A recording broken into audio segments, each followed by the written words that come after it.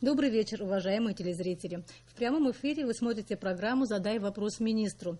Развитие культуры Абхазии, ее достижения, проблемы в этой сфере, перспективы и первоочередные задачи мы обсудим с гостем нашей студии, министром культуры и охраны историко-культурного наследия Республики Абхазия Эльвирой Арсалия.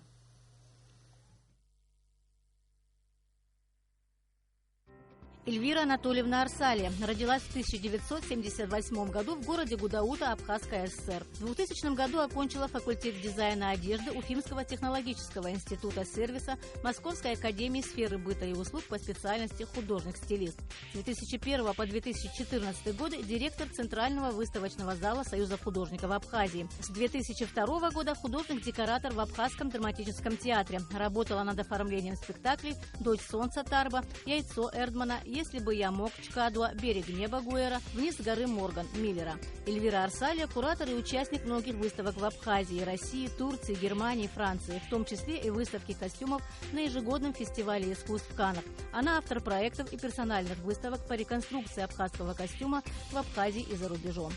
Эльвира Арсалия – член Союза художников Абхазии, Союза дизайнеров России, лауреат государственной премии имени Дмитрия Гулия, автор проекта костюма для роты почетного караула президента Республики Абхазия, соавтор художественно-документального фильма «Воины в Черкесках». Ведет телевизионный проект на абхазском государственном телевидении «Тайны красоты» о декоративно-прикладном искусстве, доцент кафедры ИЗО в Абхазском государственном университете. 15 октября 2014 года указом президента Абхазии назначена министром культуры и охраны историко-культурного наследия Республики Абхазия.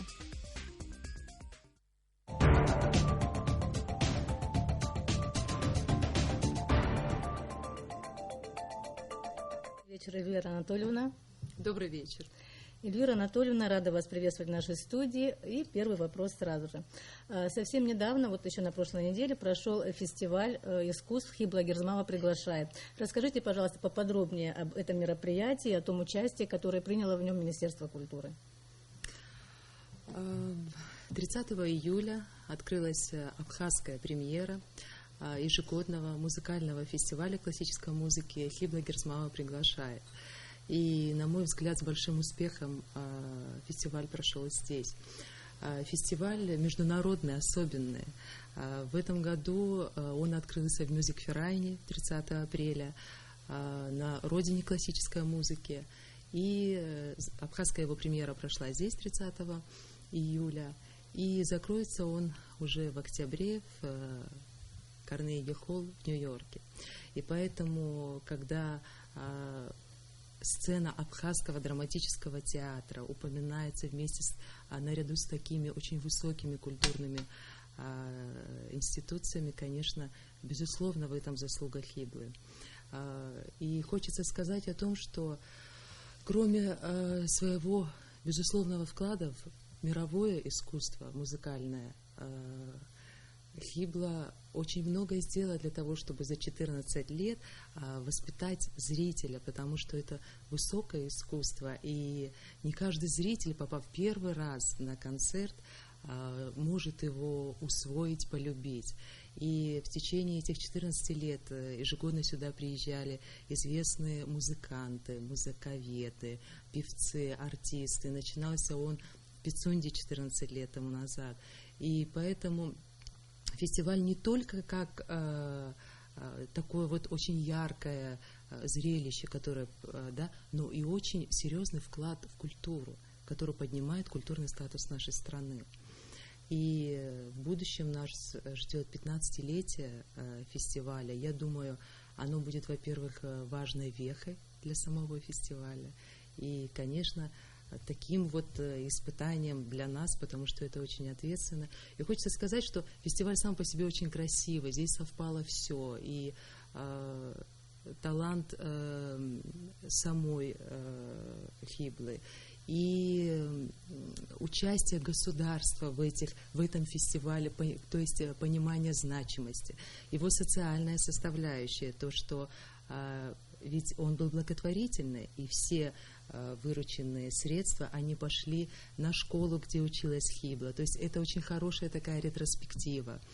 И, конечно, в том числе это и меценатство Николая Ачпа, который помог организации этого фестиваля. То есть это очень красивая история, которая, мне кажется, порадовала зрителей. Вы сказали, что за 14 лет фестиваль воспитал абхазского слушателя, зрителя. То есть поднялась как бы планка восприятия культурных событий у абхазского населения. А вот в связи с этим, как вы думаете, вот самая важная функция вот таких фестивалей, именно воспитательная? Вы знаете, я думаю, что за 14 лет, во-первых, появились еще наши молодые оперные музыканты. Вот буквально на днях, в понедельник, будет концерт наших молодых оперных исполнителей, да, и поэтому я думаю, что это целое явление. Мы в культуре очень сложно просчитывать и предвидеть результаты, и поэтому иногда некоторые явления положительные, которые происходят, мы можем напрямую не прослеживать, но безусловно это 14 лет какого-то закономерного развития. Ведь все, которые посетили в рамках фестиваля Абхазии, они потом остались друзьями Абхазии. Да, тот же самый маэстро Сладковский, руководитель симфонического оркестра Государственного Татарстана.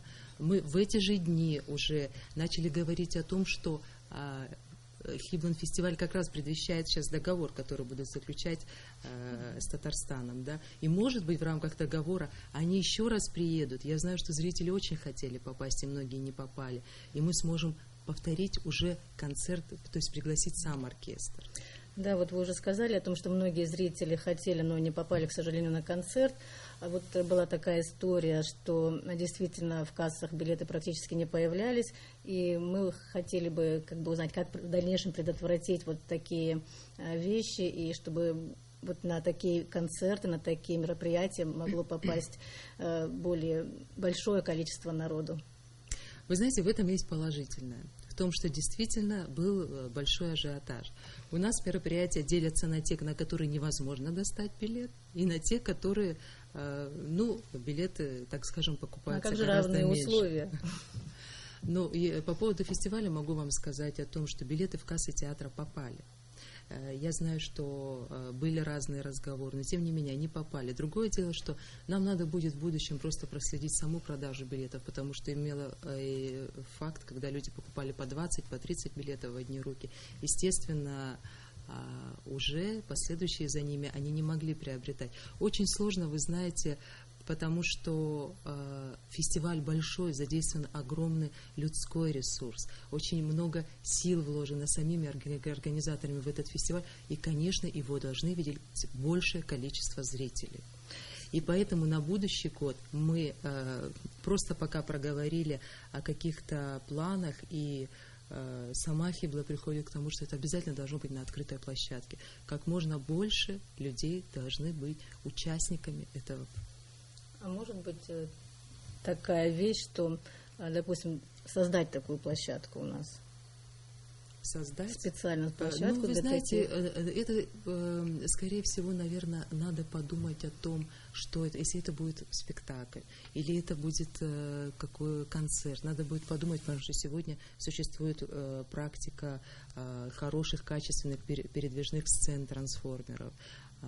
Надо будет думать и смотреть. Но мы очень хотим, чтобы на будущий год попало как можно большее количество зрителей. Понятно, спасибо. Перейдем к другой теме. Развитие культуры входит в число самых главных обязанностей и задач государства. На ваш взгляд, каким должно быть основное содержание культурной концепции государства Республики Абхазия, к примеру, на современном этапе, и какие факторы, на ваш взгляд, влияют на развитие культуры в нашей стране?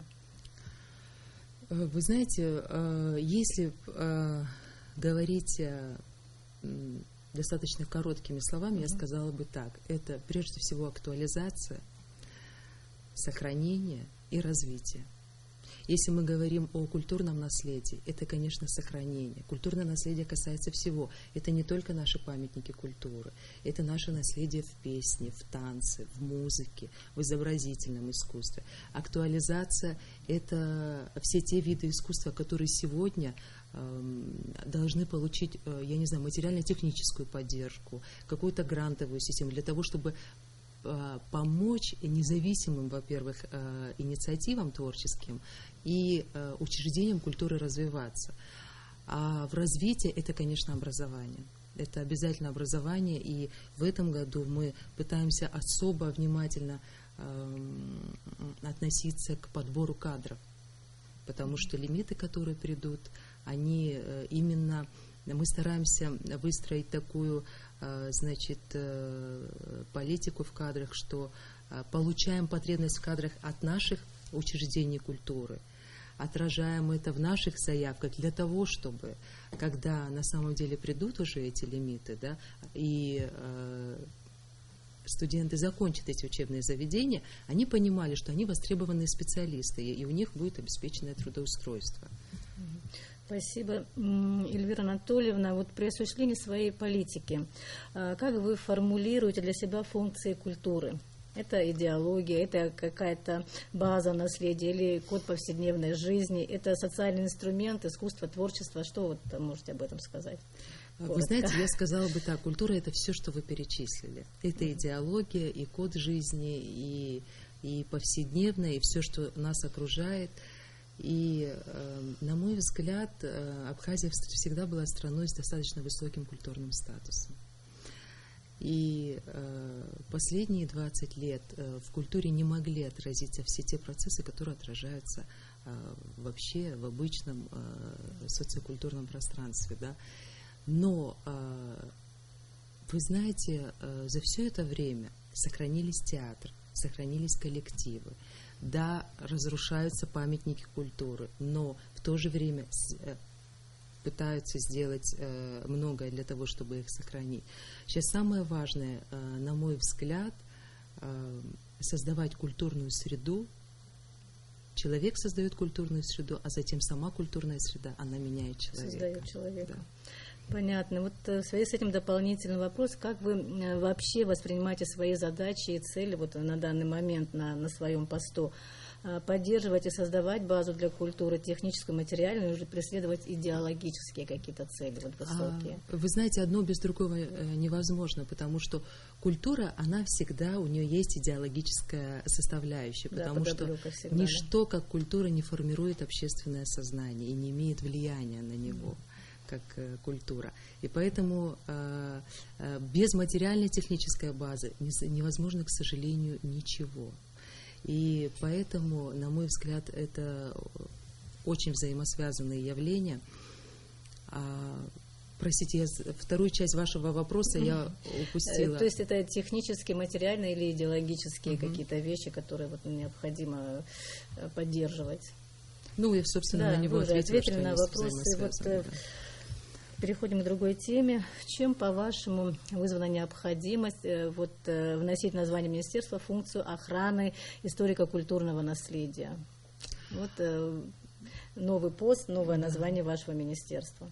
Ну, на самом деле, это, конечно, не только название, это целая реорганизация, потому что в октябре 2014 года указом президента Министерство культуры было реорганизовано Министерство культуры и историко-культурного наследия. На мой взгляд, здесь сработала аналогия многих стран, у которых есть богатое историко-культурное наследие, оно как раз-таки попадает либо в Министерство по туризму, либо в Министерство по культуре, какие-то смежные министерства. Некоторые восприняли эту реформу, так скажем, неоднозначно, но на сегодняшний день я могу сказать о том, что департамент, у него функция департамента в рамках министерства, он существует, он работает, у него сохранился научно-методический совет. То есть каких-то ограничений в работе или влияний этого органа никаких нет. Мало того, сегодня разрабатывается государственная программа историко-культурного департамент разработал, Министерство культуры выступает как бы инициатором, сам департамент культурного наследия выступил разработчиком государственной программы по культурному наследию. И программа начнет свою работу с января этого года, я попозже о ней более подробно расскажу. И В министерстве работает правовой отдел, который очень сильно помогает охране объектов наследия. На сегодняшний день это невозможно без правового отдела. Есть информационный отдел, который разрабатывает совместные кампании с Департаментом культурного наследия. Вы знаете, по крайней мере, те цели и задачи, которые поставлены департаментом сегодня, они поэтапно выполняются. Ну, скажите, вот охрана и сохранение историко-культурного наследия, вот как вы отметили, это очень большая проблема как бы во всем мире, да?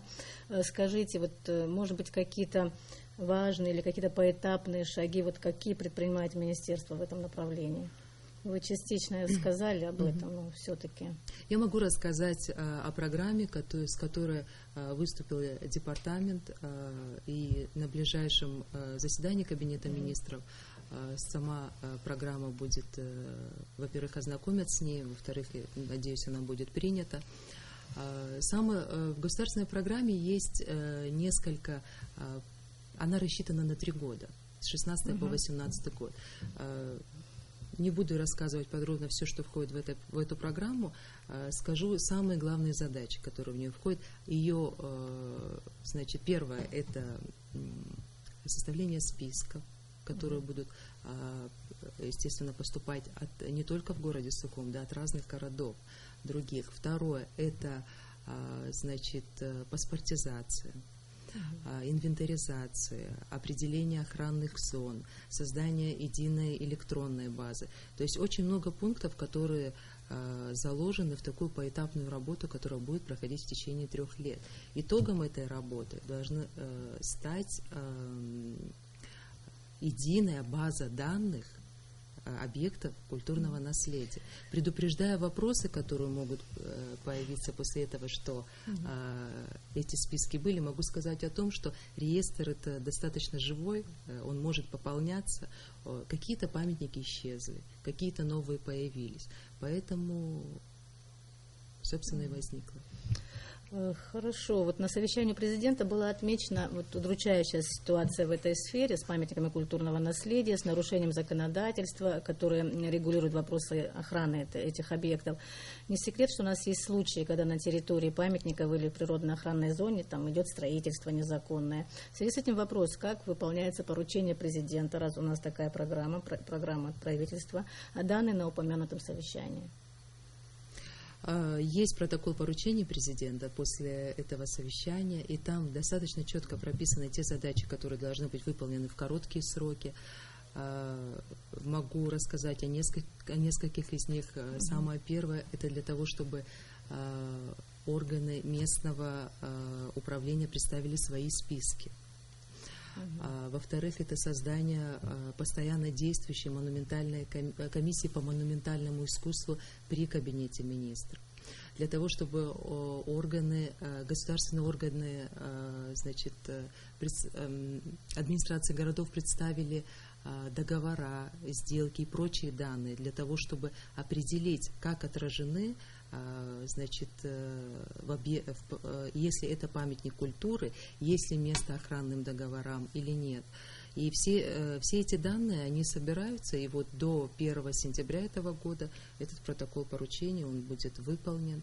Кроме того, у нас были 2 рабочие поездки с руководителем департамента, заместителем министра Баталом Самсоновичем Кубафи и в Кагру, и в Пицунду, для того, чтобы мы своими глазами увидели. И там как раз-таки в Пицунде были факты, которые как раз очень перекликаются с тем протоколом поручения президента. И я надеюсь, после вот нашей поездки, после общения с людьми, которые просто нарушают какие-то положения, которые предписаны заповедным зонам, до 30 сентября они будут устранены. Речь идет о незаконных постройках. Я понимаю, на территории природоохранной зоны. Да? Скажите, какие меры будут приниматься после вот той даты, которую вы назвали, в сентябре, когда это решение уже войдет в силу? Ну, вы знаете, департамент может делать уведомления, может делать предписания, но дальше уже дело совершенно других органов. Прокуратуры. Но иногда бывает так, что Потому как нет, допустим, охранных договоров, охранно-арендных договоров, прокуратура не находит состава правонарушения. Скажите вот такой вот вопрос, как шире задействовать памятники культуры для туристической привлекательности нашей страны? Есть ли в этом вообще необходимость, как вы считаете, хорошо это или плохо, если поток людей к таким памятникам будет увеличен? Вы знаете, я думаю, что это вообще просто будущее этих памятников. Потому что памятники культуры, их не только должно охранять, заботиться о них государство, они должны быть вплетены в нашу повседневную жизнь. Есть удачные примеры тому, но есть у нас чудесные памятники, заповедники, которые не открыты, так скажем, большому потоку туристов. И вот мы недавно, есть очень много примеров, та же самая Барселона, которая является самым таким вот историко-культурным маршрутом интересным, да. И мы недавно вот в рамках рабочей поездки были в Татарстане. Остров Град-Свиярск, который сегодня рассматривается ЮНЕСКО на предмет включения его во всемирное наследие, еще 20 лет тому назад он был таким утухающим таким городом-музеем. Сегодня он процветает. Он на сегодняшний день не может принять то количество туристов, которые сегодня туда приезжают. То есть вы считаете, чем больше людей посещают, чем больше они действительно вплетены в вот такую ежедневную жизнь страны, тем больше памятник этот будет процветать, а не приходить в запустение? Если его содержание, этого памятника, его эксплуатация соответствует всем нормам, которые прописаны в положении, то, конечно, да, он должен быть вплетен в нашу жизнь. Но у нас, кстати, будет очень интересная сессия культурная в начале сентября. И там как раз работает секция такая вот тематическая. Я думаю, что будет интересно посетить ее, и там приедут люди, эксперты, которые рассказывают о положительном опыте, как заработали и вдохнули вторую жизнь памятники культуры. Это ни в коем случае не значит, что будет как-то понижен или потерян их культурный статус. Наоборот, их позиционировать, разворачивать как настоящие национальные культурные бренды. Спасибо. Скажите, пожалуйста, вот если говорить о земном, как обстоит с оплатой труда у работников Министерства культуры? Не именно Министерства, объектов культуры. А какова средняя зарплата в отрасли? Вот насколько мы знаем, вот именно работникам сферы культуры будет меньше всех поднята вот эта заработная плата, да, которая должна сравняться с заработной платой граждан Южного федерального округа. Вот. Расскажите о содержании вот этих финансовых документов, если можно, и почему такие выводы? Ну, я скажу о том, что, конечно, заработная оплата, при том, что она не самая низкая, ее все равно не хватает работникам культуры, и это понятно, потому что средняя цифра. Средняя цифра – это 11,5 тысяч на сегодняшний день является средней заработной платой в культуре. Конечно, в некоторых организациях она гораздо выше, в некоторых ниже. И потому как повышение произошло в 2008 году, такой резкий скачок, и, собственно, потому и сейчас вот на совсем небольшое количество процентов оно увеличивается. Понятно. Вы ведете активную международную деятельность. 29 июля в Москве вы и ваш российский коллега подписали план сотрудничества между Министерствами культуры Абхазии и Министерством культуры России. Это был, по-моему, замминистра культуры России. Расскажите о содержании этого документа и о том, какие мероприятия он предполагает, этот план. Вы знаете, план совместных мероприятий с Министерством культуры России, он длится уже более 7 лет. Он был впервые, план мероприятий был подписан в 2008 году. Ежегодно он проходит, этот план мероприятий условно называется «Культурные сезоны». В рамках культурных сезонов всегда приезжают российские деятели культуры, артисты, музыканты. А у нас есть возможность вывозить свои коллективы, театры, художников не только в Москву, но и в другие города. На самом деле это очень полезно и очень продуктивный такой перекрестный план мероприятий. Рассчитан на вторую половину года. Он рассчитан на вторую половину года, да. Я скажу потом о наполненности этого плана. И просто хочу сказать о том, что поездка и, как вам сказать, предварительное общение перед составлением плана на 2016 год было очень полезно, потому что мы выступили с инициативой расширить сотрудничество по линии охраны объектов наследия и развития кинематографии. Потому как и наше министерство реорганизовано, и появились другие направления, и пока еще неизвестен сценарий развития кинематографии в Абхазии, большой кинематографии, большого кинематографа. Да. И мы выступили с такими предложениями, и на встрече присутствовали руководитель Департамента культурного наследия Цветнов и представители кинодепартамента.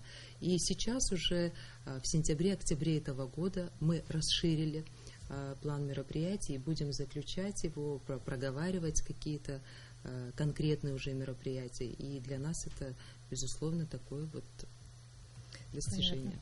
Понятно. В этом году прошло очень много мероприятий с участием выдающихся людей искусства. Александр Сакуров, актер Евгений Князев, певец Эльдар Абдразаков, дирижер Александр Сладковский, многие другие. Была выставка Шемякина. Продолжится ли эта тенденция и впредь? И какие конкретные результаты для Абхазии мы можем ожидать от общения с такими людьми? От общения с такими людьми, выступления и знакомства с их творчествами только положительное. Могу сказать о том, что я заинтересована в том, что все артисты, деятели культуры, режиссеры, которые сюда приезжают, чтобы это не было разовое, эффектное действие, рассчитанное на краткосрочный эффект. Я могу рассказать о Сакурове, допустим. И надо понимать, что перед тем, как творческий человек такого масштаба приедет, у нас идет долго переписка, мы понимаем, мы ищем культурные связи, мы понимаем, насколько мы можем быть полезны и интересны друг для друга. Приезд Сакурова, он очень интересный, потому что они запустили проект, как вы знаете, это съемки фильма по Искандеру «Софичка», и сегодня они уже здесь работают, съемочная команда работает. Спасибо Русскому театру, они находятся в стенах театра, их рабочие какие-то такие вот моменты. И скоро приедет сам Сакуров на самые такие ответственные моменты съемок. И к нашей большой радости он недавно написал письмо о том, чтобы ему помогли с тем, чтобы подыскать специалистов, потому что фильм будет на абхазском языке. Вот как. Да. Очень приятно. И потому как складывается вообще история вокруг этого фильма, на мой взгляд, он будет очень интересным, большим международным проектом. И мне так кажется, что этот фильм ждет интересное будущее, и он будет представлен во многих фестивалях. Вот налицо сила искусства и как раз вот идеология культуры, о которой мы с вами говорили, через творчество великого Фазиля Абдуловича, через судьбу Софички, через творчество режиссера рассказать всему миру о том, чего, может быть, мы не можем сказать в силу своих, так скажем, политических нюансов, да. Но на сегодняшний день культурное признание, оно не меньше. Понятно. И поэтому я хотела бы продолжить, кстати, по Шемякину. Буквально на днях уже мы закрываем выставку Шемякина. Приедет его директор и куратор выставки, и мы хотим сделать торжественное закрытие и представить программу образовательную, тот самый его институт таких искусствоведческих исследований. Мы хотим, чтобы эти люди оставались друзьями Абхазии. То есть какой-то проект, который состоялся, он имеет продолжение. Он имеет продолжение, да. И опять-таки я не за разовый эффект. Я за то, чтобы это каким-то образом в нашу общую культурную ткань эти люди вплетались. Вот вы посмотрите, даже вот дом, картинная галерея Фишкова, она же очень интересна по тому, какие истории складываются вокруг нее. Это был дом мецената Фишкова. Потом он передал это картинной галерее. Затем уже в каком-то другом году Владислав Григорьевич Арцинба передал ее детям. Открывал Фазиль Искандер, выставлялся Шемякин. Сам он объект, потрясающий памятник архитектуры. И когда мы сегодня, мы, кстати, сейчас ведем переговоры с Московским мультимедиа-арт-музеем для того, чтобы провести там выставку, сами проекты, сами истории, выставки, которые наполняют эту культурную институцию, они уже привлекают внимание. И поэтому будем стараться. Продолжим международную тему. Был визит в Татарстан. Вы общались с представителями культуры этой республики, Министерства культуры этой республики. Какие договоренности были достигнуты вот в тот момент, как будут развиваться культурные связи между Абхазией и Татарстаном? Могли бы об этом поподробнее? Во-первых, перед тем, как мы поехали в Татарстан, мы очень долго нащупывали наши культурные связи, потому что практика показывает, в какую бы страну или город ты ни приехал, там наверняка есть уже какие-то связи. И мы к своему удовольствию обнаружили, что каждую весну в концертном зале Сайдашева наша несравненная Хибла Герсмава совместно с маэстро Сладковским дают концерты уже 6-й год. И это одна история. Вторая история. Именно Государственный национальный музей Казани сохранил и передал нам в дар картину Александра Шервашидзе. И вот эти две красивые истории, они были началом наших переговоров в области культуры. И нашим коллегам очень было приятно, что нас уже что-то связывает. Мы договорились просто попробовать сделать на будущий год 2 перекрестных мероприятия. Это когда их коллектив к нам приедет, предварительно речь шла о театре, и наш поедет туда. И, кроме того, мы получили поддержку в том, чтобы отправить своих людей. Это, может быть, сотрудники аппарата Министерства культуры, сотрудники наших учреждений культуры туда, для того, чтобы они получили опыт другой работы.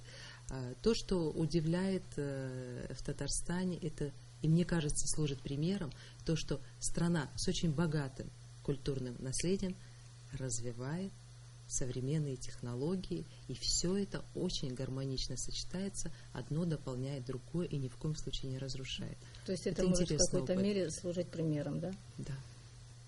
Они очень дорожат своим местом. На балансе Министерства культуры находится большое количество объектов учреждений культуры. За последние годы восстанавливались районные дома культуры. Было несколько таких. Вот случаев повлияло ли укрепление материально-технической базы на развитие, собственно, культуры в стране, именно в этих районах? Есть какой-то положительный пример этого? Конечно, безусловно, повлияло, потому что в этом году, после реконструкции и уже полноценной работы театров, мы запустили единый республиканский государственный гастрольный план. Уже даже в рамках этого плана, хотя он работал буквально 2 месяца, наши коллективы, капелла, симфонический оркестр, молодежный театр, Творчальский театр, абхазский, русский, они ездили по нашим домам культуры и давали спектакли. Конечно, у нас это социальная программа, мы не продаем билеты на эти мероприятия, но, вы знаете, очень благодарный зритель в этих городах, потому что у нас такая концентрация культурной жизни, она происходит в столице. И очень часто ребенок попадает в театр, а может даже и не попадает в зрелом возрасте. И если ребенок в детстве не попал ни в выставочный зал, в библиотеку он еще попадет, потому что родители, учителя заставят, в театр, еще куда-то, потом его сложно ввести в такую культурную среду, да. Скажите, что делает министерство или представители культуры для того, чтобы такой дисбаланс, этот пробел и провал ликвидировать, чтобы действительно ребенок, который подрастает, не терялся где-то за пределами культуры, но гармонично в нее входил? Вы знаете, я должна сказать о том, что на сегодняшний день дети, и в меньшей степени подростки, выключены из культурной жизни. Потому что в основном тот ряд мероприятий, который мы делаем, он рассчитан на зрелого зрителя. Если вы посмотрите, те люди, которые посещают наши концерты, выставки, не знаю, еще какие-то мероприятия, в основном это зритель зрелого возраста. И поэтому мы пытаемся запустить какие-то детские программы. Допустим, вот скажу о нескольких из них. Наши деятели культуры по части музыкального искусства выступили с очень интересным предложением. И я надеюсь, Министерство образования, Министерство культуры, мы, объединившись, поддержим их. Это создание в интернате класса для одаренных детей по части музыки. Да? Я очень хочу поддержать этот проект. Далее мы хотим в этом году, получив сейчас план работы театра, мы видим, что в каждом театре есть 1, 2, 3 детские сказки, да, или детских спектакля. И мы так посмотрели, что их набирается 7-8. И мы хотим сделать театральный детский абонемент. И в этом вопросе нас Министерство образования очень поддержало, для того, чтобы как-то это ввести в образовательную программу. И на мой взгляд, это будет эффективно еще в рамках того же, немножко хочу рассказать про сессию культурного форума, культурную сессию, которая будет проходить в начале сентября. Там, кстати, детская тема тоже проговаривается. 8-9 сентября, кстати, в здании нашей национальной библиотеки, это будет первое мероприятие, будет проходить культурная сессия «Культура Абхазии. Актуализация и сохранение». Будут приглашены ведущие наши специалисты, которые работают в культуре, возглавляют учреждения культуры. И мы приглашаем экспертов и из Москвы, из Казани, из разных городов, для того, чтобы поговорить о том, куда двигаться дальше, какая есть практика других стран, других городов. Мы отметили для себя 2 дня будет проходить работа в 3 секциях. Первая секция – это развитие классических учреждений культуры, куда входят и театры, и музеи, и библиотеки. Сегодня все эти учреждения во всех городах, они борются за зрителя. Зритель стал требовательным, взыскательным, у него появились другие вкусы, и поэтому с ним надо говорить на другом языке. И для того, чтобы его привлечь к себе, сегодня самое главное – задача, которую ставит для себя любое учреждение, это чтобы зритель туда попал. То, что дальше ему это понравится, придет ли он туда еще, это вопрос второй, да, но чтобы он туда попал. И вторая секция – это новые форматы работы с наследием, которые касаются не государственной программы, да, а то, что, о чем мы с вами говорили, чтобы памятники культуры, они не только их сохранять, но и о том, чтобы жизнь была внутри. У нас есть пример, кстати, вот площадки ГУМа, где проходила недавно несколько... Очень активная площадка для это событий. Яркий пример того, как можно оживить площадку, и люди, которые будут ее развивать, больше всего будут беспокоиться о том, чтобы объект наследия сохранился. И 3-я секция наша будет работать, это правовое регулирование съемок и вообще сюжет развития кинематографии в Абхазии.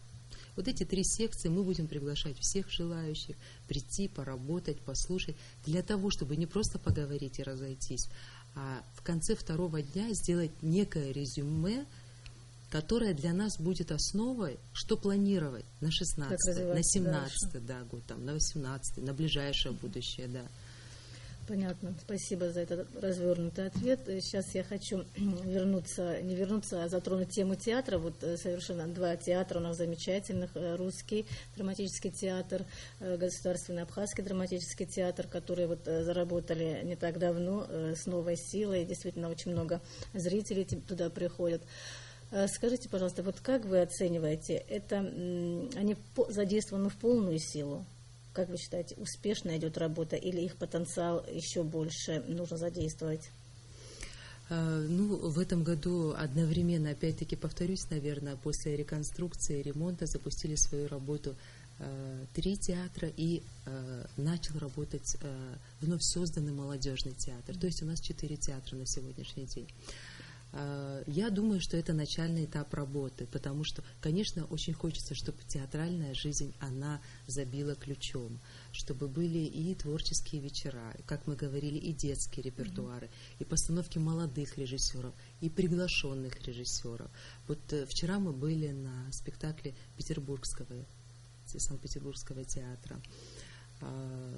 Перед этим приезжал Евгений Владимирович Князев, и мы как раз посетили и абхазский, и русский театр, и он выразил готовность помочь театру. В каком плане помочь? Вот в русском театре состоялась очень хорошая беседа о том, что, возможно, по желанию театра могут приезжать и ставить спектакли другие режиссеры. У нас 2 целевые национальные труппы, группы актеров учатся в Щекинском институте в Москве и в Санкт-Петербурге. 2 абхазские группы, которые через несколько лет вернутся, и они пополнят ряды творческого состава абхазского театра. А на сегодняшний день и руководитель русского театра выступила с инициативой, чтобы мы отправили для русского театра также группу. И на сегодня мы еще пытаемся сформировать такой вот хотя бы самый небольшой объем потребностей в технических кадрах, потому что театр большой сложный организм, как вы понимаете, кроме актеров есть и художник по свету, есть много каких-то профессий, которые составляют этот сложный большой коллектив. Этих специалистов сейчас на данный момент хватает? Есть такие специалисты? Ну, вы знаете, руководители театра часто жалуются на то, что их, конечно, не хватает. Их не хватает. Но, на мой взгляд, что все-таки в этом году началась театральная жизнь. Особенно хочется, чтобы наши молодые режиссеры, они... Я почему говорю? Потому что я хочу, чтобы они молодого зрителя привели в театр. Я его... мало вижу, молодого зрителя, которому 18, 19, 20. Он сегодня всю информацию получает из телефонов, допустим, из компьютеров. Но значит, вы знаете, замечательный руководитель Пушкинского музея Антонова сказала гениальную фразу о том, что, когда ее спросили, а что надо вешать, что надо, в смысле, привозить, какие выставки, она говорит, те, о которых говорят. То есть, может быть, я сейчас говорю про молодых режиссеров, да, они как раз-таки приведут нашего молодого зрителя в театр, но он же должен туда попасть. Ну, как вы думаете, у нас есть 2 театра, будет ли у нас ходить туда молодежь? У нас откроется вот скоро Национальная библиотека, будут ли заполнены читальные залы? Есть ли у вас надежда на это? Как вы думаете? Вы знаете, я на нашу Национальную библиотеку возлагаю очень большие надежды. Мы ее на сегодняшний день видим как не просто библиотеку, а как информационно-культурный центр, без ущерба для ее основной библиотечной деятельности. Наоборот, увеличение. Вот мы буквально сегодня ходили и общались с Борисом Шаликовичем, с директором библиотеки. И сегодня он сказал, и мне очень понравилось, что будут свободные зоны для чтения, то есть за пределами библиотеки. И сегодня ведь мы посещаем современные библиотеки, они ломают стереотипы, они становятся для молодых, сейчас мы ориентируемся, для нас самое главное, чтобы туда опять-таки тоже попали молодые люди. Они становятся умными пространствами, где есть и фонды библиотечные, и можно получить какие-то оцифрованные данные из каких-то редких изданий, да, где сама среда предполагает, свободная зона Wi-Fi также, да, там можно проводить мастер-классы, выставки, кинопоказы. Не кассовое кино, которое, тоже имеет место в жизни, мы смотрим с попкорном, да, а классику мирового кино, продуманные репертуары. Это замечательная площадка для того, чтобы там разворачивать виртуальные музеи. Виртуальный музей – это сегодня очень компактная история, которая для того, чтобы развернуть, нужен несколько видов там оборудования, компьютеры, проекторы и литература, да. Поэтому мне очень хочется, чтобы Национальная библиотека стала центром культурной жизни для молодых. Она находится... То есть каждый там мог найти себе как бы по душе занятия, по своему интересу. Конечно, да? Оно должно стать актуальным, оно должно стать центром. У него прекрасная локация места, оно находится в городе, находится, не знаю, на берегу. И мне кажется, через год, через год, я думаю, она полноценно заработает, и, надеюсь, туда потянется. Спасибо. Скажите, пожалуйста, о том, в каком состоянии сегодня находятся наши хореографические коллективы. У нас есть, по крайней мере, 3 хореографических коллектива. Скажите, достаточно ли их количество, или имеет смысл, наоборот, один большой коллектив иметь? Вот ваше видение, пожалуйста. Ну, вы знаете, я часто слышу о том, что что если создать один большой коллектив? Но он же так не создается. Ведь у каждого из вот этих коллективов, которых в нашем видении находится 4, у них у каждого своя история. Есть государственный ансамбль песни и танца, который создавался давно. У него своя история, свой сюжет существования, свое развитие.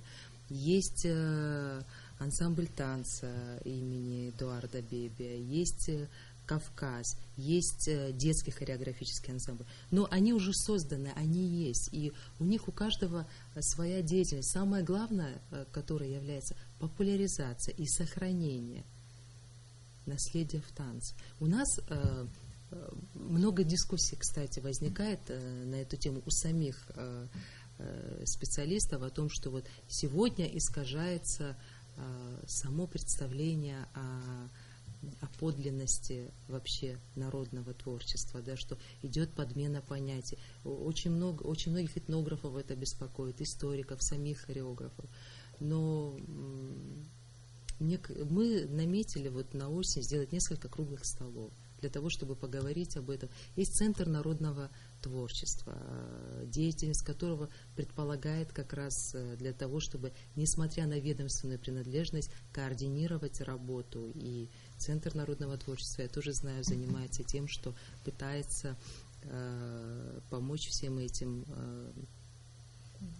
То есть на распутье все это находится, потому что вроде нужен и симбиоз вот такого народного творчества и что-то нового, да? Так я понимаю? Ну, вы знаете как? Мне так кажется, таким путем идут все ансамбли, которые работают с фольклорным материалом, с народным материалом. Должны быть аутентичные формы. Ведь танец – это целая картина мира народа, да? Все традиции, обычаи, ценности, они все отражены в танце. И параллельно совершенно, не мешая, может развиваться стилизация этих танцев, и песен, и так далее. И поэтому, мне кажется, здесь просто, если разграничить эти два явления, они не могут мешать друг другу. Понятно. Общество периодически будоражит дискуссии о судьбе органного зала в Пицунском храме, о выносе оттуда органа и прекращении концертной деятельности. Вот ваш взгляд на эту проблему. Государственный Пицунский концертный зал уже функционирует 40 лет. 40 лет орган находится там. И он стал уже бесспорно очень статусной, очень важной музыкальной площадкой. И мне кажется, здесь должен действовать закон «не навредить». Он уже сложился как и религиозный, и культурный центр. Его не надо разрушать. Его ни в коем случае нельзя и выносить. Он сегодня действует. Я уже не раз говорила свою точку зрения. И поэтому, мне кажется, ничего нового не скажу. Орган там есть, орган там Понятно. Будет, надеюсь. Спасибо. Скажите, пожалуйста, вот вы уже упоминали о развитии кинематографии вот в нашей республике. Это, как мы знаем, один из самых, так сказать, дорогостоящих направлений, да, в культуре вообще. Скажите, каковы перспективы развития?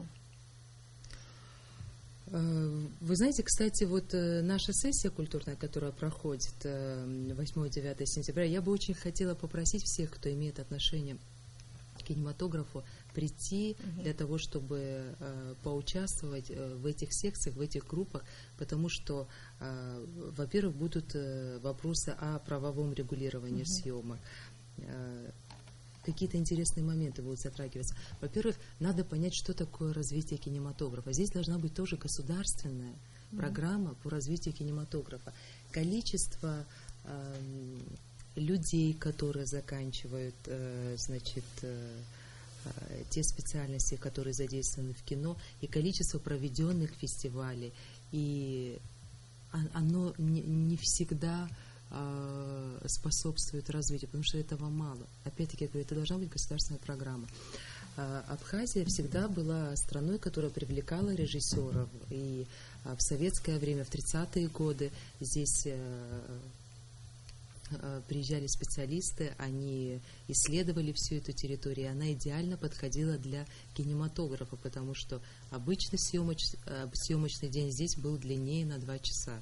Соответственно, это было то ценное время, которое люди, которые создавали кино, они понимали ценность этого времени. И большое количество советских фильмов снимались именно в Абхазии, потому что здесь очень богатые натуры. Это и здесь можно проводить и, не знаю, подводные съемки, и античная натура, и средневековая, и гражданская архитектура. То есть, но надо понять, что здесь вот как раз, наверное, наши вот эти вот круглые столы, секции нам помогут определиться. Надо понять, каким путем пойти, потому что здесь могут снимать кино другие.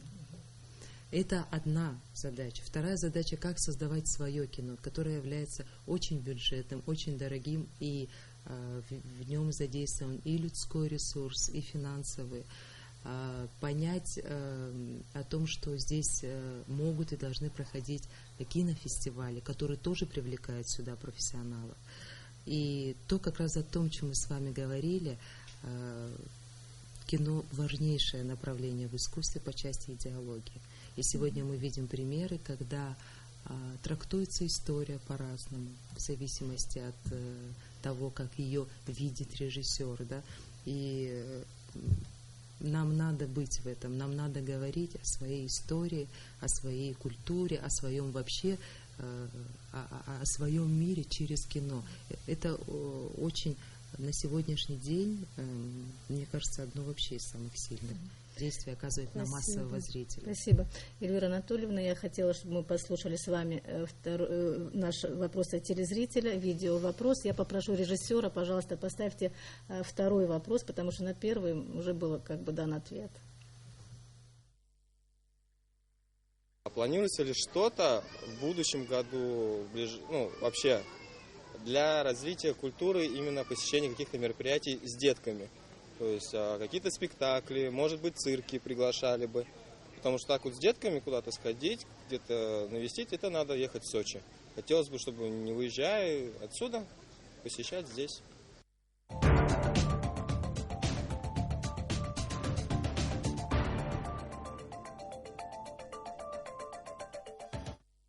Вот такой вопрос от нашего гостя. Пожалуйста, будьте добры. Ну, частично я на него ответила, но все равно еще раз скажу о том, что мы хотим на будущий год запустить несколько кукольных спектаклей на абхазском языке, на абхазском материале, когда наш зритель, наш ребенок, скажем так, попадет на эти спектакли.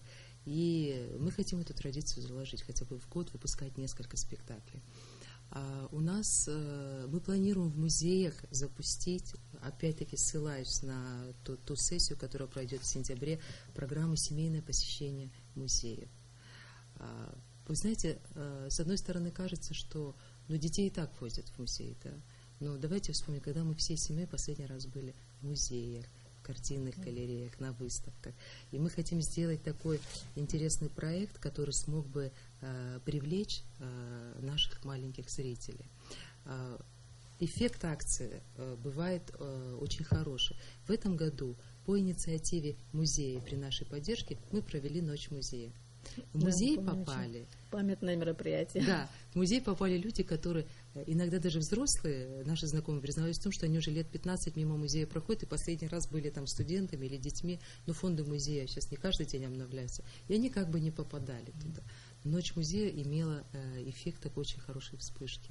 И в этом плане, конечно, я сейчас говорю, скорее всего, о том, как привлечь уже существующие учреждения культуры. Да? Надо создавать, надо. Вот вы неоднократно говорили о том, что надо к культурной жизни привлекать молодежь. Вот есть ли какие-то молодежные проекты, которые сама молодежь выдвигает, продвигает, и поддерживает ли эти проекты наше Министерство культуры? Вы знаете, я очень стараюсь поддерживать творческие инициативы от молодых людей.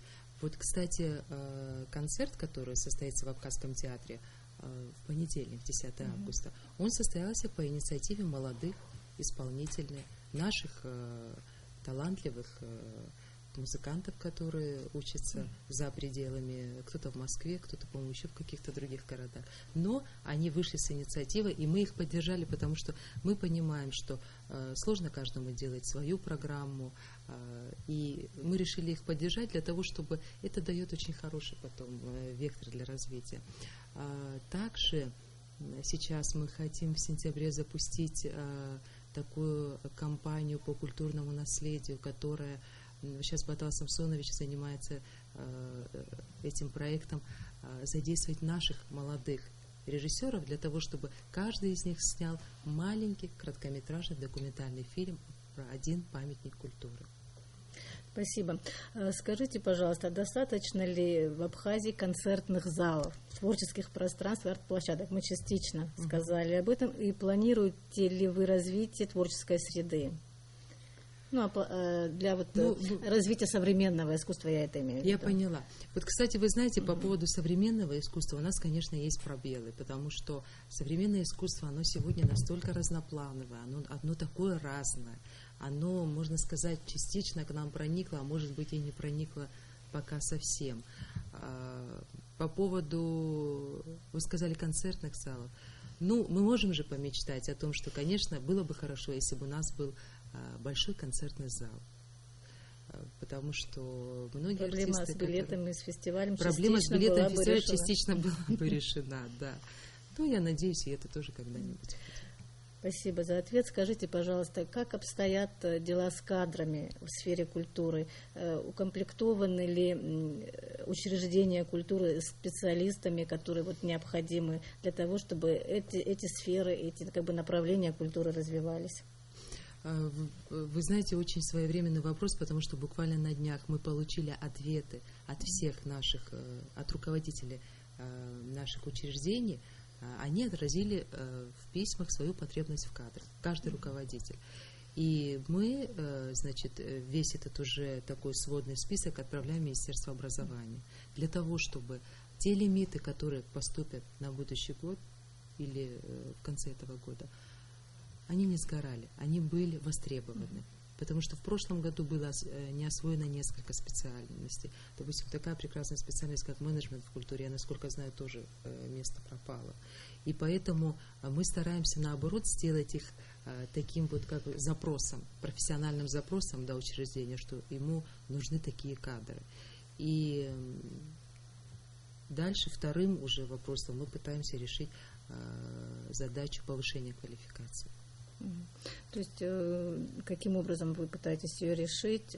Куда-то отправляете людей? Какой-то процесс обучения идет? Или что? Вы знаете, на сегодняшний день есть договоренность с Татарстаном о том, чтобы сотрудников аппарата министерства, есть люди, у нас достаточно молодой состав, который хочет поехать, увидеть, как работают другие министерства, какие практики есть.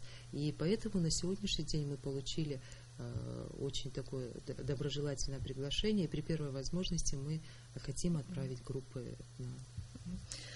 Скажите, пожалуйста, существует и такая проблема, нередко обращаешь внимание на то, что иногда на наших концертных площадках, на каких-то мероприятиях, очень выступают люди, у которых очень невысокий уровень профессионализма, скажем так, и, возможно, иногда слишком высокие площадки для выступления таких людей, но я не говорю, что они вообще не должны выступать, но мне кажется, что если статусные проходят мероприятия, то и уровень подготовки артистов... одни и те же.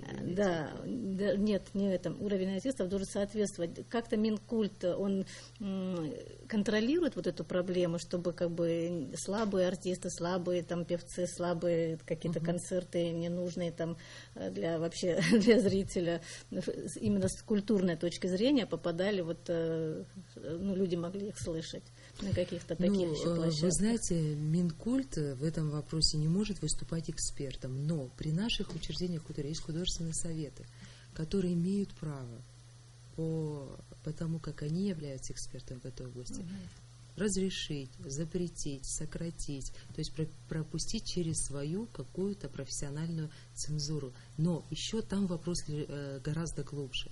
Если ребенок с детства читает качественную литературу, попадает на хорошие выставки, смотрит качественное кино, у него уровень качества искусства вокруг него высокий, он никогда не пойдет на этот концерт. Почему эти концерты низкого качества, вы говорите, особенно, наверное, гастролеров приезжих, да? Потому что они востребованы. Поэтому здесь надо, наверное, включить и механизм, когда ограничить их доступ на статусные площадки, и в то же время уже, это очень долгий процесс, но развивать вкус в другом направлении. Понятно. Я бы хотела предложить вам еще один вопрос нашего телезрителя. Здравствуйте, меня зовут Саид Гибли. У меня один вопрос. Каковы планы Министерства культуры на 2016 год? Спасибо.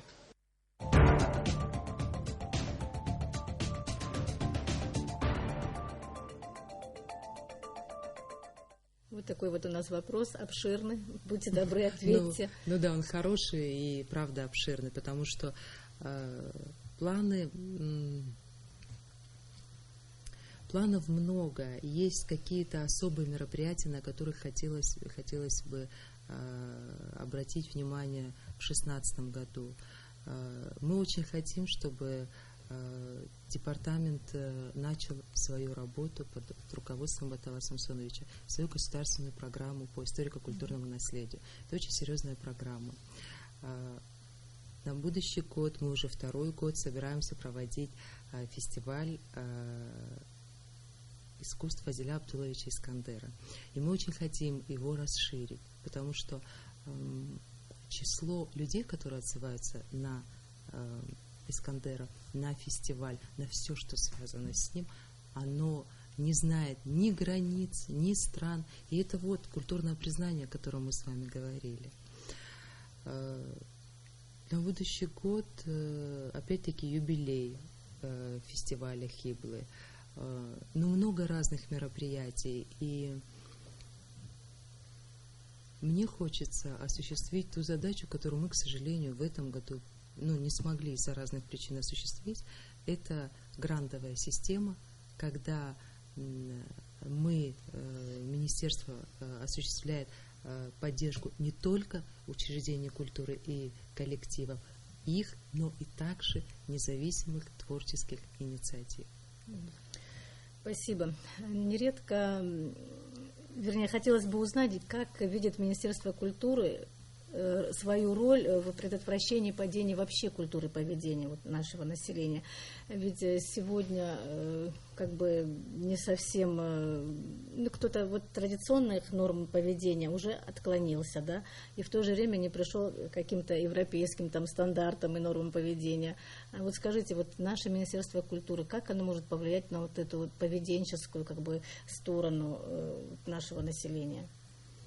Вы знаете, само Министерство культуры напрямую, наверное... Да, у нас проблемы решаются совершенно определенным образом, не так, как раньше. У нас отношение друг к другу поменялось совсем по-другому теперь, не так, как это было у нас в традиционном обществе, или даже лет 20-30 назад, о чем говорят наши родители. Что вы думаете? Я думаю о том, что наши традиционные ценности, наши, обычаи, манеры, они очень совпадали с тем международным вообще этикетом, который существует. Они сегодня претерпели изменения, потому что время другое, оно движется по-другому. Как сказал замечательно Фазиль Абдуллович, культура играет в мировые шахматы, а политики лишь честно передвигают фигуры. И поэтому здесь разное, здесь очень много факторов, которые на это влияют. Но самое главное, мы должны постараться повернуть у себя в голове и в голове того поколения, которое гораздо моложе нас, что быть культурным – это хорошо. Это хорошо, быть образованным хорошо. Хорошо ценить свои памятники культуры, потому что они являются активом государства, они являются колоссальными источниками информации. Если сегодня человек любит свою культуру, бережет свой памятник культуры, и человек, если живет в этом доме, он его не разрушает, он его воссоздает, он делает из него свое личное отношение к искусству. Это надо поощрять, об этом надо говорить. И надо говорить о том, что тот человек, который делает иначе, он не соответствует высокому культурному уровню, и это есть плохо. Скажите, вот это продвижение идеи Апсора, насколько оно актуально и насколько наше государство, в лице Министерства культуры, может продвигать эту идею Апсора?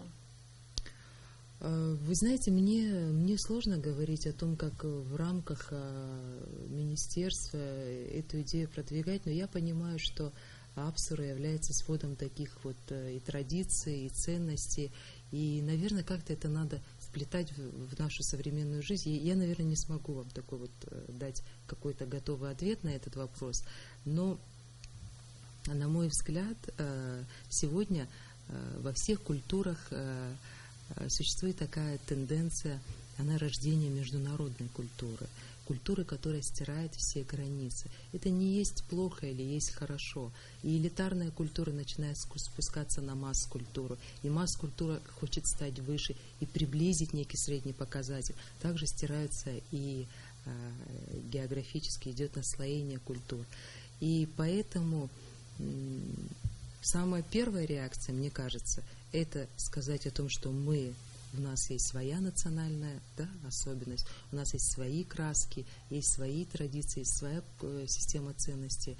И я понимаю, что это надо, это полезно, но я не понимаю, как это может быть в рамках Министерства культуры. Наверное, это может быть. Возможно, с Министерством образования это могут быть какие-то, не знаю, какие-то образовательные, какие-то просветительские какие-то. Имела в виду со стороны государства, со стороны институтов государства, какие-то такие вещи.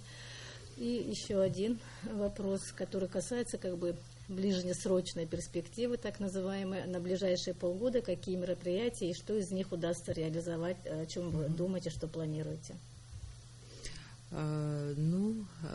Сейчас 26 августа у нас приезжает замечательный джазовый оркестр Лундстрома. У нас в этом году юбилей музыкального училища. У нас юбилей нашей знаменитой капеллы, 40 лет. Мы также проводим наш культурный форум в начале сентября. У нас, говорю, потому как мы тоже чувствуем себя соучастниками этого замечательного процесса. В сентябре съемки будут проходить в Абхазии, фильмы «Софичка», полномасштабные большие съемки. У нас гастроли нашего абхазского театра со своими известными репертуарными спектаклями в Москву, в театр. То есть все эти мероприятия будут, да? Да. Все эти мероприятия до конца года. Выставка в Центральном доме художников в Москве, тоже в рамках культурных сезонов. Вторая половина года не менее насыщена. И, конечно, это очень сильная нагрузка на министерство. Я очень благодарна нашим сотрудникам. У нас есть и опытные сотрудники, и молодой состав, который, вы знаете, иногда проходят замечательные мероприятия, огромные колоссальные усилия тех людей, которых не видны, задействованы в нем. Это так бывает. Да. Эльвира Анатольевна, я хотела бы, чтобы мы с вами перешли к вопросам телезрителей. В основном я их получила почему-то по телефону, часть по электронной почте. В режиме блиц ответов и вопросов, если можно, мы с вами продолжим нашу передачу. Цита Леонтьевна, Цита Леонтьевна, заведующая Новоафонской библиотеки, пишет. На электронную почту прислала она свое послание. Уважаемая Эльвира Анатольевна, город Новый Афон является одним из центров мировой цивилизации, православным центром, а также самым посещаемым туристами городом Абхазии. В нем много гостиниц, кафе, ресторанов, но есть один большой минус. Это полное отсутствие очагов культуры, таких как концертный зал, культурный центр, дом культуры и библиотека. Планируется ли в текущем году заложить в бюджет Республики Абхазия средства на строительство культурного центра, предложенного вами во время моего визита к вам, в котором будут сосредоточены все вышеизложенные объекты или хотя бы часть из них? С уважением, заведующего Новоафонской библиотеки. Цита Леонтьевна. Вы знаете, вопрос очень хороший. Сейчас, пока вы читали, я даже вспомнила высказывание Лихачева о том, что в городе может не быть ни концертных залов, ни других каких-то заведений культуры, ни театров, но если будут библиотеки, то уже он спасен. И так, с таким мы все время говорим о том, что там замечательный заповедник, это просто там сплошь и рядом памятники культуры, и о том, что там нет библиотеки, это, конечно, очень плохо. И сейчас речь даже не о библиотеке, а о том, что у нас была идея, которую мы, к сожалению, и задач много, идей много, не все как-то, наверное, успеваем делать, но сделать по Абхазии сеть культурных центров, современных. Сегодня эта аналогия хорошо работает в России. Что такое современный культурный центр? Это многофункциональный. То, о чем вы говорили, говоря о национальной библиотеке? Или это в таком большом объеме. Да. А это в городах, допустим, в Гагре, в Гудауте, в Ачимчире, в Ткварчале, в Гале. Они могут быть. Почему? Потому что это не дома культуры, у них другая совершенно функция. В этих культурных центрах могут располагаться библиотеки, там могут проходить мастер-классы, там проходят студии, разные занятия, да? Там могут заниматься музыканты. Это он оснащен достаточно, технически оснащен для того, чтобы там можно было проводить видеопоказы, да, какие-то. И мы могли бы, Министерство культуры, выступить разработчиком вообще проекта вот таких вот культурных центров, для того, чтобы потом при поддержке городов, я считаю, что это не только в Афоне должно появиться, это должно появиться везде, и в Афоне, и в Гудауте, и в Гагре. Мы, когда начинаем как бы так вот спрашивать о том, а есть ли в вашем городе какое-то помещение, мы все время слышим «нет». Вы знаете, я сейчас имею в виду не Афон, а вообще города. Да, что, как же так задействованы наши города, что там нет места для культурных центров? Если будет понимание и поддержка со стороны глав администрации, мы разработаем этот проект культурного центра. Это не такой бюджетный проект. Для этого нужно помещение, сама концепция этого культурного центра. Вы понимаете, вот все талантливые, одаренные, незанятые люди, они будут проводить там свой культурный досуг. А значит, это тоже социальный запрос, потому что, значит, эти люди, это не только дети и подростки, это взрослые люди. Они не пойдут куда-то в другое место, которое окажется, может быть, не таким хорошим. Понятно. Эльвира Анатольевна, все-таки в этом конкретном случае, пока вы не можете сказать что-либо конкретное. Вы знаете, я не хочу отводить от себя вопрос, но дело в том, что вообще библиотеки находятся под ведомством отделов культуры городов. И поэтому другое дело, я сама сейчас поинтересуюсь и постараюсь просто, чем смогу я помочь этому вопросу. И я знаю, что очень отзывчивый глава администрации города. Я думаю, мы что-нибудь придумаем. Спасибо. Следующий вопрос. Какова судьба исторических строений по улице Арзанба, 75А? Сегодня оно принадлежит Беслану Абхазава, и на углу улиц Джанаша и Арзанба владелец дома Тенгист Кибучава. Это известная история. У первого здания полностью демонтирована кровля и второй этаж строения. У второго уцелел подвал, все остальное снесено. Что на данный момент делается с этими зданиями и как, по-вашему, можно решить проблему незаконной перестройки и разрушения исторических зданий в корне? Историческая судьба этих зданий очень плачевна. Их снесли. И это был акт какого-то, не знаю, варварского отношения к памятникам культуры. Управление охраны памятников, затем уже департамент по охране значит, историко-культурного наследия, не раз уже после этого делали уведомления о том, что проекты, по которым сейчас будут уже, значит, строиться эти объекты, они были представлены в Министерство культуры для того, чтобы их рассмотрел научно-методический совет. К сожалению, этого пока не сделано. Потому как с этими, значит, с домом по улице Арсенова, по улице Джанашев не было, с собственниками не были заключены охранные договора, допустим, прокуратура не находит состава правонарушений. Но в то же время в статье 5 Закона о культурном наследии говорится о том, что в списках, предлагаемых для внесения в государственный реестр, распространяются те же требования, как и к другим объектам наследия. И поэтому вот на сегодняшний день вот такая вот. Понятно. Ситуация не самая радостная. Еще один вопрос. Каковы перспективы дома-музея Нестора Лакова? Раньше он был государственным. Какой его статус сегодня? Очень хороший вопрос, потому что я знаю, что он будоражит людей, очень много вопросов вызывает. Мы месяца 2-3 тому назад начали заниматься этим вопросом. На сегодняшний день могу рассказать о текущем состоянии дел. Музей Лакова был создан в 1983 году к юбилею Нестора Лакова. Но после Отечественной войны, потому как документы не перешли перерегистрацию в Министерстве юстиции, организация была ликвидирована. Само здание музея Лакоба, оно перешло на баланс города. На сегодняшний день мы говорили с Аткуром Арафетовичем и достигли понимания и согласия. Они с удовольствием передают дом-музей Лакоба на баланс Министерства культуры. На сегодняшний день наши юристы готовятся, один день эти документы не готовятся, готовят документы. И уже в следующем году мы будем готовиться для того, чтобы создать уже учреждение и на баланс этого учреждения переводить, собственно, и само здание. И я сразу хочу сказать о том, что разговоры о том, что дом этот продали или еще что-то с ним произошло, это все неправда. Спасибо. Вопрос от Лизы Гамби, руководителя фонда НАРК по сохранению творческого наследия известного абхазского художника, графика, автора государственных флага и герба Абхазии Валерия Гамби.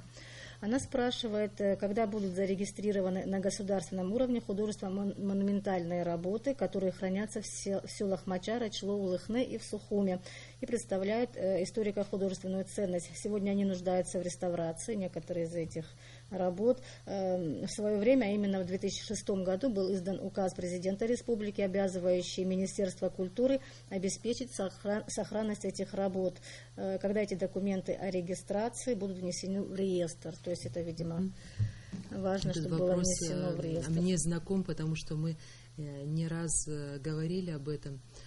В этом году инициатива поступала с разных сторон. Уже несколько лет и от Союза художников, и от других творческих организаций. Вот опять-таки 2-3 месяца работали над этим юристы. Готов проект монументальной комиссии при Кабинете министров. И как раз сейчас, вот на ближайшем заседании, значит, он будет рассмотрен. Я хочу просто рассказать немножко о монументальной комиссии. Как раз, да, у нас есть этот вопрос, кстати. Да, ну тогда вот сразу на 2 вопроса отвечу. Хорошо. Как раз монументальная комиссия решает вопросы. Самое первое – это исторической, культурной значимости объектов культуры, вновь создаваемых художественных произведений. Да? Этот вопрос напрямую относится к работе монументальной комиссии. На сегодняшний день она, значит, в состав монументальной комиссии входят искусствоведы, историки, художники, скульпторы, культурологи. И она будет собираться по мере необходимости. Будет она работать при Кабинете министров, то есть у нее очень высокий статус, да, большие полномочия. И мы там как раз в положении о монументальной комиссии есть ответы на вопросы, которых возникает очень много. Все предложения по значит, произведения монументального искусства, по памятным, значит, табличкам, по каким-то еще другим сооружениям, которые будут, значит, планироваться, как вам сказать, я сейчас скажу, с чем мы сталкиваемся. Мы сталкиваемся с тем, что, допустим, в городе или в каком-то абхазском селе решили поставить памятник.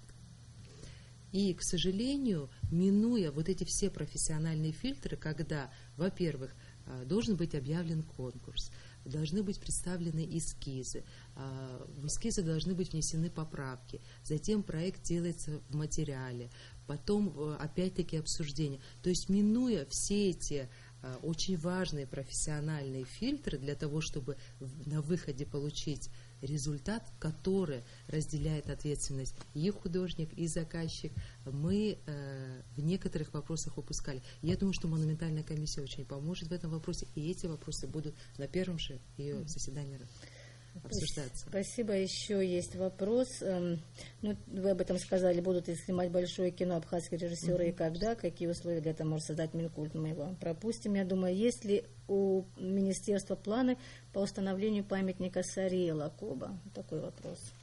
Ну, вы знаете, пока вот такого вот прям плана нет, но есть план по созданию музея Нестора Лакоба. Я думаю, что вот в рамках вот этих вот наших каких-то, не знаю, мы пытаемся сейчас, есть и директор музея Нестора Лакоба, который сейчас работает в Абхазском государственном музее, часть фондов там хранится, и, возможно, дело получит такое развитие, и к этому придет. А теперь вот это не вопрос, но пожелание, но тем не менее мы хотели бы все-таки его зачитать, потому что мы раньше не получали таких пожеланий, но раз получили, решили зачитать. От пенсионерки, старейшего библиотечного работника Тины Ман. Очень рада, что у нас такой культурный министр. За короткое время ему удалось провести очень много ярких культурных событий в республике, фестиваль Искандера, выставка Шемякина и другие. Желаю ей удачи и побольше нам таких министров. Ну, спасибо большое. Я постараюсь соответствовать такой высокой оценке. Спасибо.